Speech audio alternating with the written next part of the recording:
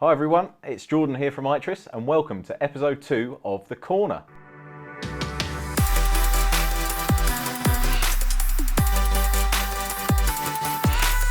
Today we're going to be looking at the 5 most common mistakes people make when changing their recruitment CRM. So mistake number 1, what is your notice period? Now that sounds really obvious, doesn't it? What is the notice period on our current contract? It's amazing how many people don't really look at that and just will crack on and sign up with a new supplier, which is all well and good. It's an exciting thing to do and we all love change, right? But with your notice period, you need to make sure you know how does it work.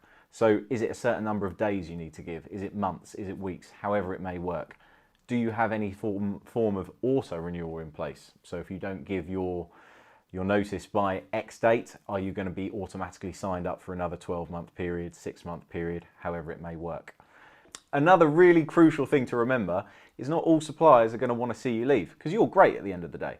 So they're going to want to try and do everything they can to perhaps in a way not make it quite so easy to leave. So some suppliers will be quite flexible. If you give your notice, they might say to you, okay, well we know how long these things take, keep us up to date, then we'll work out a mutually convenient date for your access to your legacy system to be switched off.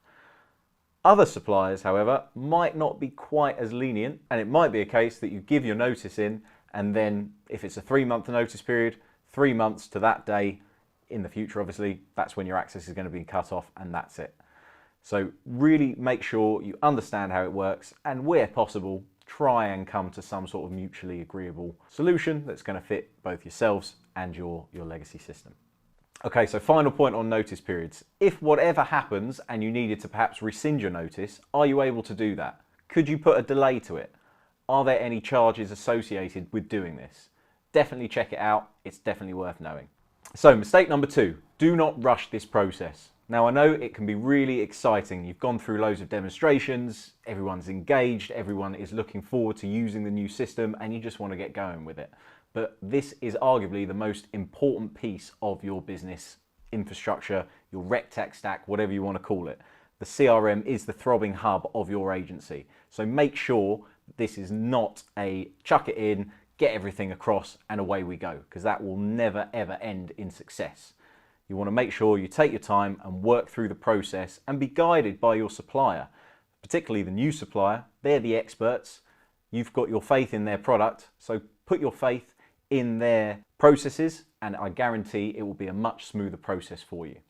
So generally, when people ask me how long is this going to take, Jordan, I'll advise a typical project is going to take 6 to 12 weeks on average for an SME agency to move from one software to another, which, it can take longer, it can be quicker, but it very much depends on not just the supplier, but also the resource you have available to you internally.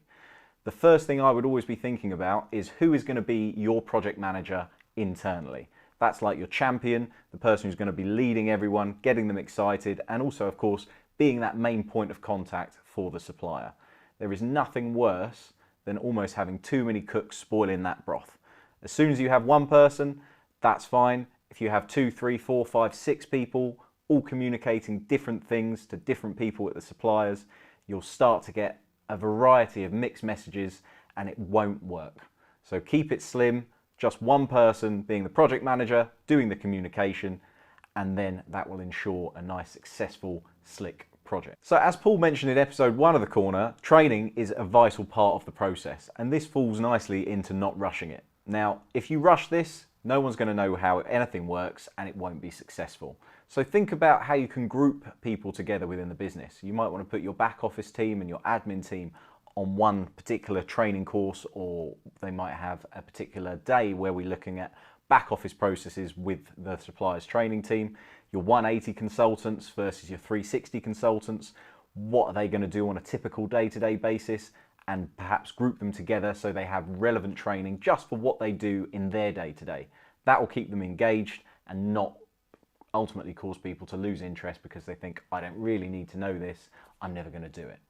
And my last point on the realms of not rushing it, think about what your busy periods are. So if you're an education recruiter, the perfect time to change your CRM is of course going to be the summer holidays. That gives you a nice 6-7 week block of time to get people almost just bedded in, dipping their toes in, understanding how things work and not having that pressure as it would be so full on in term time. And obviously in other sectors as well, just analyse your business, you know it best. What are your typical quieter months? I know that doesn't always work, but in theory, and just choose a relevant time period on the calendar as well to ensure project success. Mistake number 3, senior leaders, I'm looking at you right now. You are the most critical part of the process. You need to be leading from the front, getting people excited and using the software yourself where relevant. If you don't use it, why would they use it? And again, it seems quite obvious, and it shouldn't be a they and us kind of mentality. It should be everyone together. But as soon as some form of hierarchy starts creeping in, well, my manager doesn't do it, so why should I do it? Or I never see them log in, so why would I log in? That's where some problems can really start coming in.